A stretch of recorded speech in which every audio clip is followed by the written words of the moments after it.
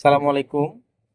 আমি গত 2 দিন আগে একটা রোগী নিয়ে একটা হসপিটালে গেলাম। যাই হোক, নাম বলবো না। একটা কোম্পানির বিরুদ্ধে কথা বলা আমার উদ্দেশ্য নয়। একটা কোম্পানির বিরুদ্ধে কথা বলা হয়ে যাবে নাম মেনশন করলে। কিন্তু আমি বলবো সমস্ত বাংলাদেশের যত বিশ্বাসযোগ্য ডাক্তার আছে, যে সমস্ত ডাক্তারের কাছে আমাদের মতো সাধারণ মানুষরা চিকিৎসা নেওয়ার জন্য যায় বিশ্বাস করে, সেই সমস্ত ডাক্তারদের কাছে আমরা যাওয়ার পর আমরা তাদেরকে একটা নির্দিষ্ট ফি দেই। কিন্তু ওই ফিটা আমরা জেনে শুনে দেই। কোনো ডাক্তার 500, কোনো ডাক্তার 300, কোনো ডাক্তার 800, কোনো ডাক্তার 1200 টাকা। কিন্তু জেনে শুনে যখন আমি 1200 টাকা দেই একজন ডাক্তারকে বিশ্বাস করে, সেইটা আমি বুঝে শুনেই দিলাম।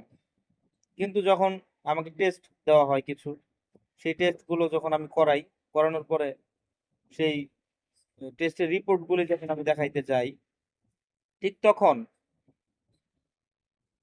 ডাক্তারকে আবার ভিজিট দিতে হয়।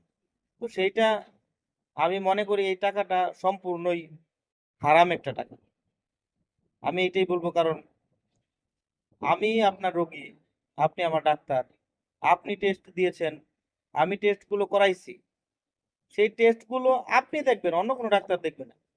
সেহেতু আমার টেস্টগুলি যেহেতু আপনাকেই দেখতে হবে, আমি তো আপনাকে এই রিপোর্ট, টেস্ট এবং কি সবকিছুর জন্য আমি গতকালকে আপনাকে ফি দিছি, আজকে কেন আপনাকে আবার ভিজিট দিতে হবে?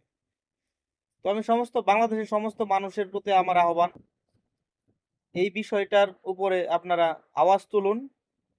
এমনকি বাংলাদেশ সরকারের প্রতি আমার আহ্বান, এই যে চিকিৎসা ব্যবসা, বাণিজ্য, অবৈধ বাণিজ্য, এই চিকিৎসার অবৈধ বাণিজ্যের বিরুদ্ধে আপনি বা দেশের সরকার আপনারা পদক্ষেপ নেন। কারণ আমরা 1200 টাকা ভিজিট দেওয়ার পরে রিপোর্টের জন্য আলাদা টাকা দিতে আমাদের কষ্ট হয়। কাজেই আমি বলবো বাংলাদেশ সরকারের প্রতি, বাংলাদেশের মানুষের প্রতি, আপনারা আওয়াজ তুলুন এবং বাংলাদেশ সরকারকে বলবো এই সমস্ত চিকিৎসাবিদদের আইনের আওতায় এনে এদেরকে একটা সংবিধানের আওতায় আনুন, যে আপনারা নির্দিষ্ট ফি নিবেন, কিন্তু এক্সট্রা যেই রিপোর্ট করার জন্য, রিপোর্ট দেখার জন্য যে ফিটা আপনারা নেন এটা নিতে পারবেন না। এদিকে আপনারা একটু খেয়াল করুন। ধন্যবাদ।